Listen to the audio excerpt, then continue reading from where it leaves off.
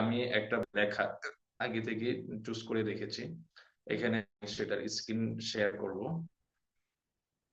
এরপরে হচ্ছে আমরা কার্যক্রম শুরু করে দেব।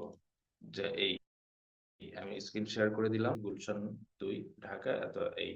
তো এখানেও এই যে কোলন যেটা আছে এটা পূর্বে আমরা স্পেস দিয়ে দেব। বয়ান করছেন, এখানে একটা কোলন আছে, এখানে আমরা একটা স্পেস দিয়ে দেব।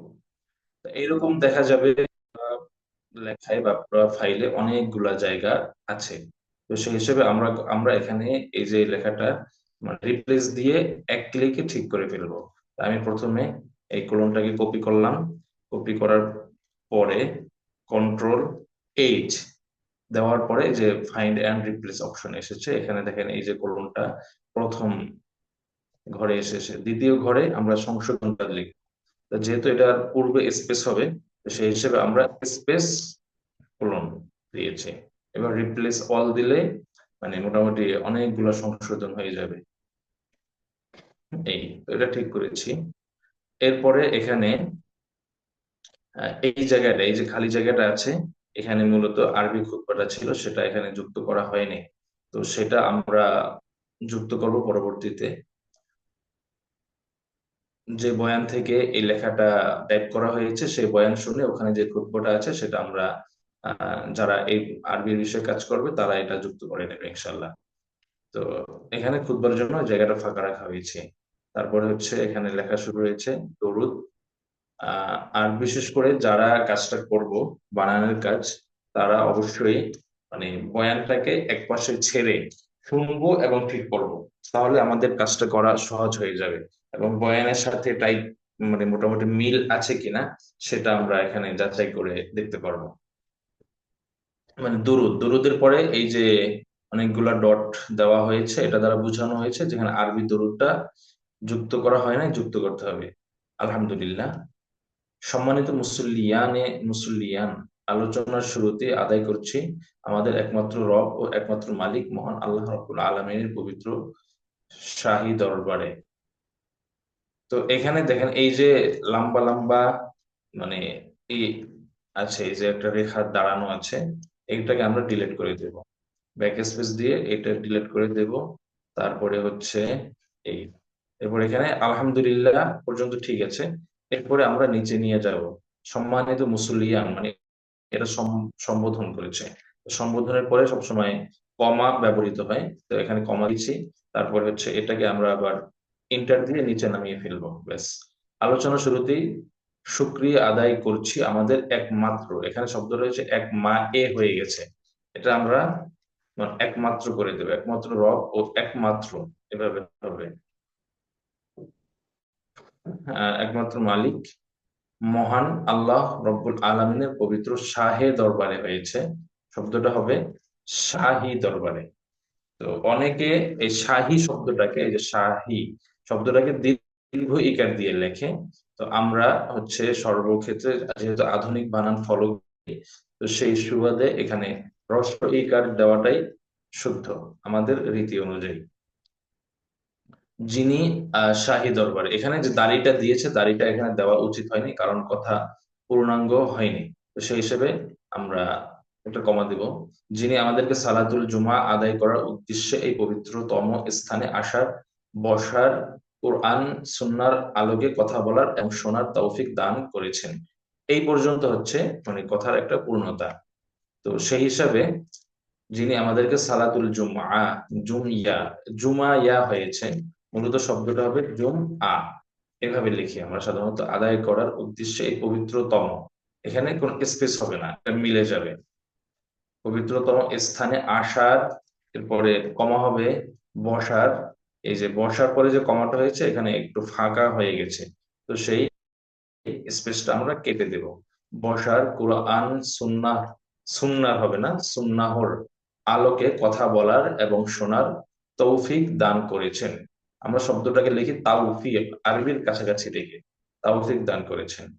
যে রব এই বিশাল নিয়ামত দান করলেন তার এই পবিত্র শাহে দরবারে সকলেই কালিমাতুর শুকর আদায় করে পড়ি আলহামদুলিল্লাহ।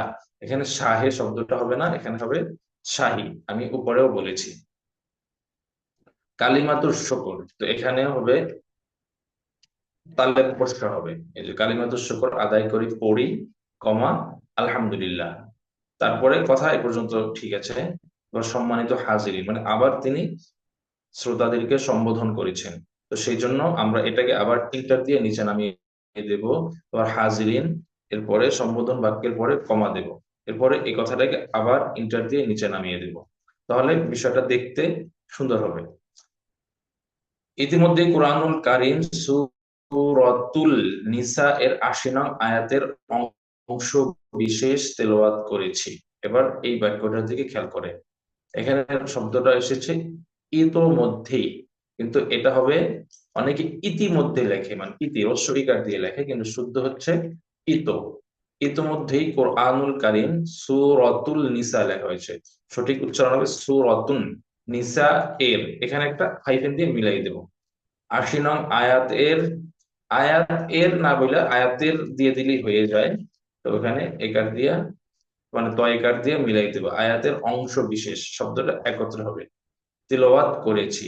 পাশাপাশি বিশ্ব মানবতার সর্বকালের সর্বশ্রেষ্ঠ আদর্শ রাসূল করিম সাল্লাল্লাহু আলাইহি সাল্লামের হাজার হাজার বিশুদ্ধ বাণী এর মধ্য থেকে সহিহ বুখারী ও সহিহ মুসলিম শরীফে উল্লিখিত আল্লাহর নবীর এক টুকরো বাণী আমি আপনাদের সামনে তুলে ধরেছি। এবার এই বাক্যটা খেয়াল করুন। পাশাপাশি বিশ্ব মানবতার সর্বকালের, একসাথে, সর্বকালের সর্বশ্রেষ্ঠ, একসাথে, সর্বকালের সর্বশ্রেষ্ঠ আদর্শ, এই পর্যন্ত কথাটা এই হবে আদর্শ রাসূলে কারীম। রাসূলে এখানে অধিকাংশ জায়গায় দীর্ঘ ইকার দিয়ে লেখা হয় রাসূল সাল্লাল্লাহু আলাইহি সাল্লাম এই শব্দটাকে। তো আমরা এটাকে হ্রস্ব ইকার দিয়ে লিখব, রাসূলে কারীম সাল্লাল্লাহু আলাইহি ওয়াসাল্লাম। সাল্লাল্লাহু আলাইহি ওয়াসাল্লামের ক্ষেত্রে আমরা চেষ্টা করব পূর্ণ বাক্য লেখার জন্য। পূর্ণ দোয়া বাক্যটি এখানে লিখব, সাল্লাল্লাহু আলাইহি ওয়াসাল্লাম এর, এখানে হাইফেন, হাজার হাজার বিশুদ্ধ বাণী এর মধ্যে থেকে হয়েছে। আর বাণী শব্দটা হবে এভাবে, মূর্ধন্য দীর্ঘ ইকার, বাণী এর। এই যে এর, এটার সাথে এক বাক্য হয়তো একসাথে হয়, সেই হিসাবে আমরা হাইফেন দিয়ে দিব। এর মধ্যে থেকে হবে না, মধ্য থেকে। সহি বুখারী, বুখারীর রয় দীর্ঘ ইকার দেওয়া আছে, কিন্তু এটা সঠিক, মানে আমরা আধুনিক বানান যেটা ফলো করি সেই হিসাবে হবে হ্রস্ব ইকার। তো খেয়াল করেন, আমি এটাকে সিলেক্ট করেছি, তারপর হচ্ছে কপি করেছি, কপি করে এই যে রিপ্লেসের ঘরে নিয়ে গেছি, এখানে আবার পেস্ট করব, তারপর এখানে সঠিকটা লিখবো, বুখারী রস্বইকার দিয়েছি। এরপরে এই যে রিপ্লেস অল দিয়ে দেব, 11টা সংশোধন হয়ে গেছে অলরেডি। এই যে, মানে 11 জায়গায় বুখারী শব্দটা ঠিক হয়ে গেছে। বুখারী ও মুসলিম শরীফে উল্লেখিত, উল্লিখিত হয় শব্দটা, উল্লেখিত না, লিখিত আল্লাহর নবীর এক টুকরো বাণী, এই যে বাণী শব্দটা দিয়েছি, বাণী আমি আপনাদের সামনে তুলে ধরেছি, এখানে এই যে চিহ্নটা এসেছে এটা কেটে দেব। আহ ধরেছি। এখানে আরেকটা জিনিস খেয়াল করেন, এই যে লেখাটা কিন্তু এই সাইডে কেমন এলোমেলো হয়ে গেছে। এই এলোমেলো ভাবটা রাখা যাবে না, পুরো বইতেই, মানে পুরো ফাইলে এমনই আছে। তো সেই ক্ষেত্রে আমরা এটাকে, মানে একটা সমতায় নিয়ে আসবো। সমতায় নিয়ে আসার জন্য আমরা এটাকে জাস্টিফাই করব।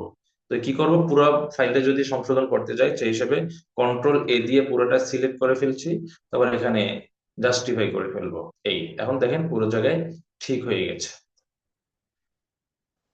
রব্বুল আলামিন যদি আমাকে তৌফিক দান করেন তিলাওয়াতকৃত আয়াত এবং পঠিত হাদিস। আচ্ছা, খেয়াল করে যান, এতটা সবসময় পড়ার সুযোগ হবে না, মানে যেহেতু অল্পতে আমি অনেকগুলো কাজ এখানে আপনাদেরকে দেখাতে যাচ্ছি, সেই হিসাবে একটু দ্রুতই করব। রব্বুল আলামিন যদি আমাকে তৌফিক, আমি বলেছিলাম হবে কি তাওফিক, তাওফিক দান করেন। রব্বুল তেলাওয়াতকৃত শব্দটা একসাথে হবে। আর বিশুদ্ধ হয় তিলাওয়াতকৃত, তিলাওয়াতকৃত আয়াত এবং পঠিত হাদিসকে সামনে রেখে নির্দিষ্ট বিষয়ের উপর সামান্য কিছু আলোচনা পেশ করবো। এখানে নির্দিষ্ট শব্দটার উপর দর উপরে একটা রেপ হবে, সেটা এখানে মিসিং ছিল, আমি যুক্ত করে দিলাম। বিষয়ের উপর সামান্য কিছু আলোচনা পেশ করব, শুরুতেই দোয়া করি।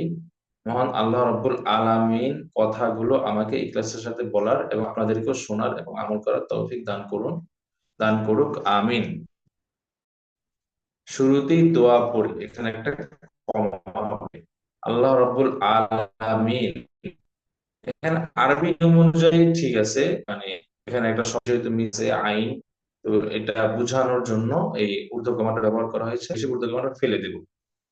আলামিন কথাগুলো একত্র হবে আমাকে এক্সপ্রেসের সাথে বলার, কমার আগে স্পেস হবে না, আচ্ছা যেহেতু এবারে শুধু কমাও হবে না, এবং আমল করার তৌফিক দান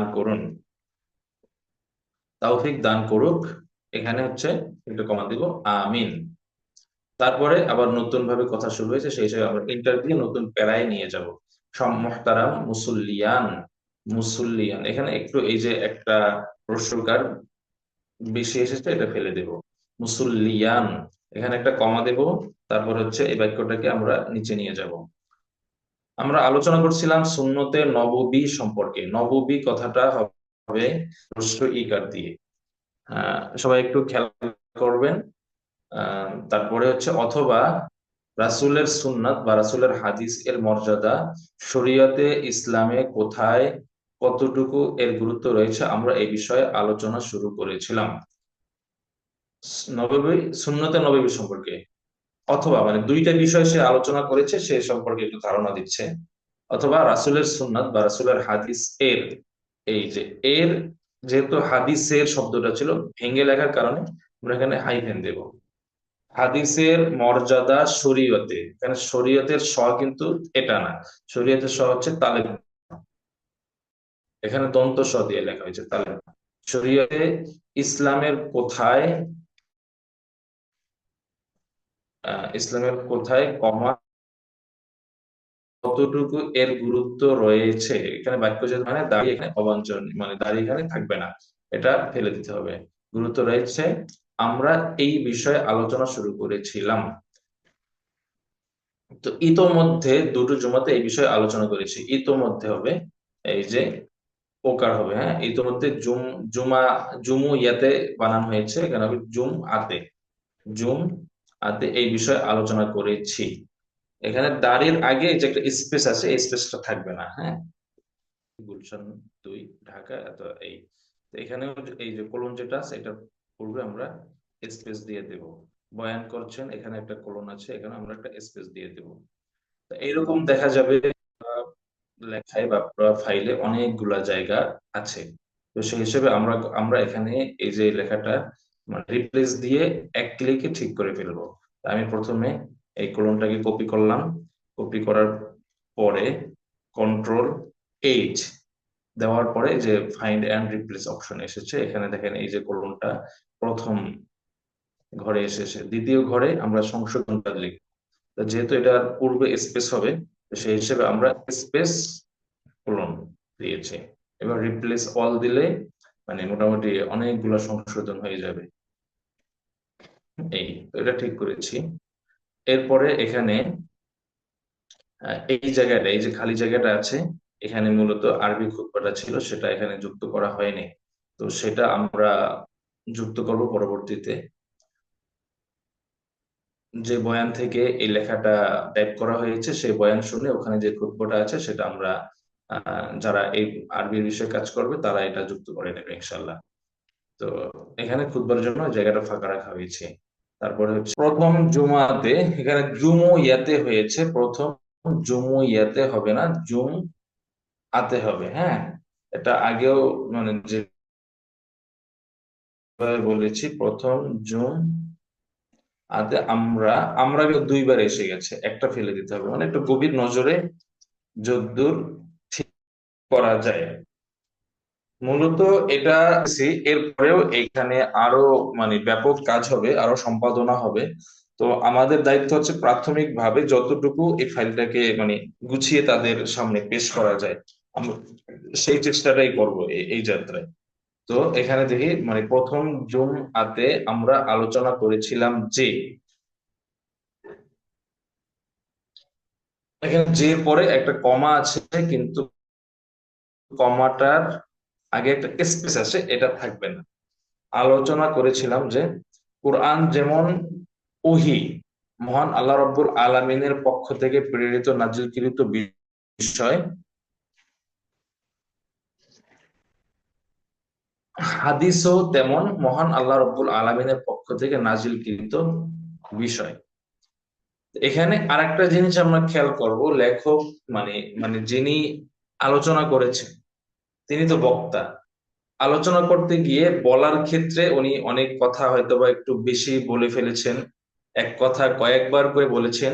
তো আমরা লেখার ক্ষেত্রে যেহেতু এটা বই আকারে আসবে, তো যথাসাধ্য ওই অতিরিক্ত কথাগুলা মানে আমরা এড়ানোর চেষ্টা করব, ওগুলো বাদ দেওয়ার চেষ্টা করব। তো সেই হিসাবে এখানে ওহী শব্দটা যে আছে, যে ওহী শব্দটা, এটা এখানে থাকার খুব একটা প্রয়োজন আছে বলে মনে করছি না। কোরআন যেমন মহান আল্লাহ রব্বুল আলামিনের, এই যে আলামিনের আগেও দেখাইছি পক্ষ থেকে, এখানে স্পেস হবে প্রেরিত নাজিলকৃত বিষয়, নাজিলকৃত একসাথে হবে বিষয়। এখানে কথা যেহেতু পূর্ণতা আসে না, এখানে আমরা একটা কমা দেব। হাদিসও, এই যে একসাথে হবে, তেমন মহান আল্লাহ রব্বুল আলামিনের পক্ষ থেকে নাজিলকৃত বিষয়। ব্যবধান, ব্যবধান শুধু এতটুকু, কোরআনের শব্দ,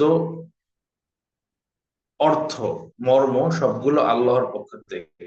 আচ্ছা, ব্যবধানের জফলার পরে যে আকার আছে কিনা এটা আসলে উম, নিশ্চিত না আমি। তো সেই হিসেবে আমি বানানটা একটু চেক করে নেব। তো চেক করার জন্য অভিধানই হচ্ছে নিরাপদ। তো সহজে আমি গুগলে এটা লিখবো।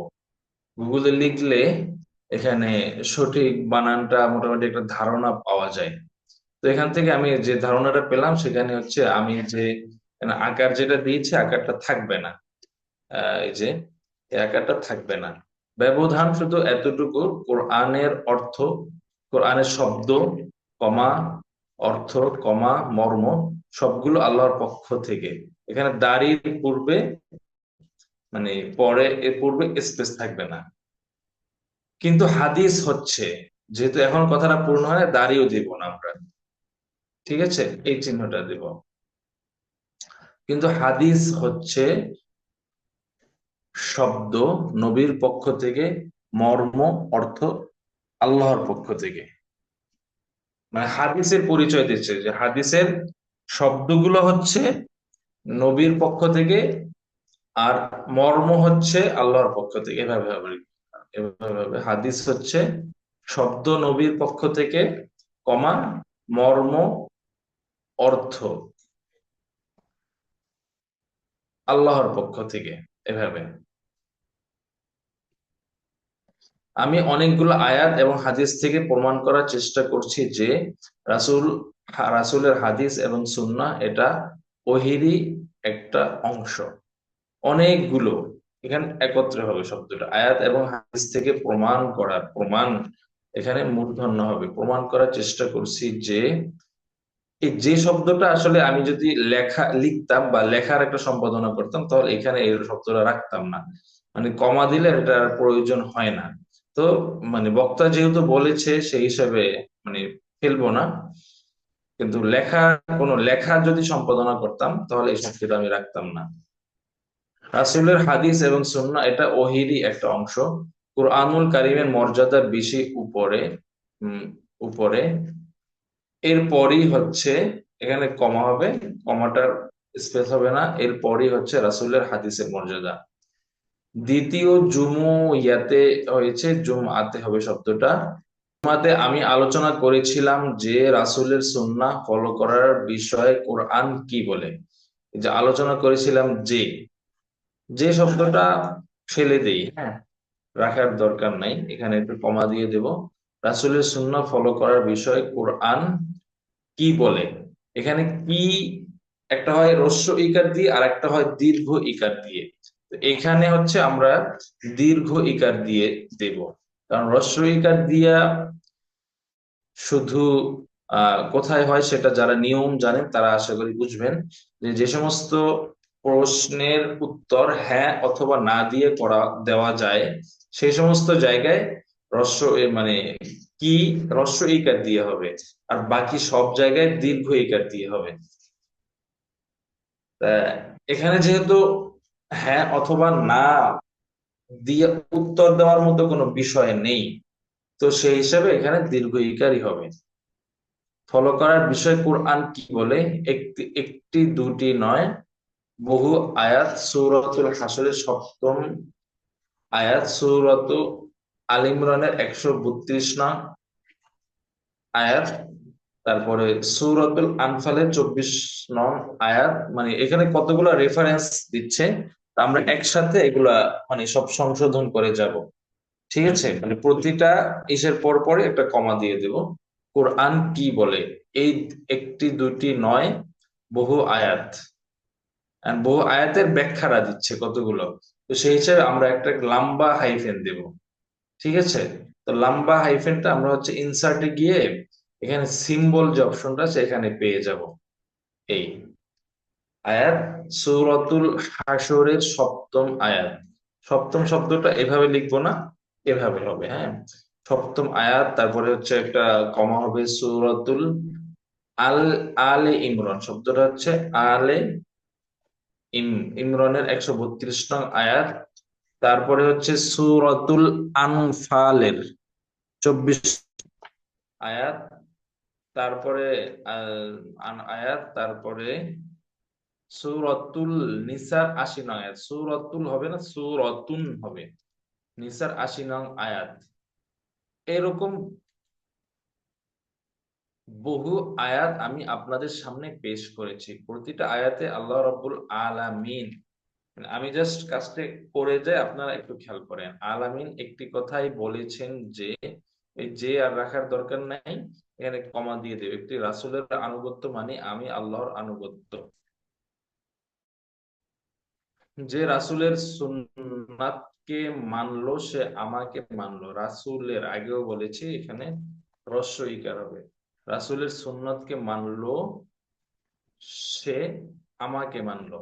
আপনাদের সম্মুখে, সম্মুখে শব্দটা হবে না, সম্মুখে।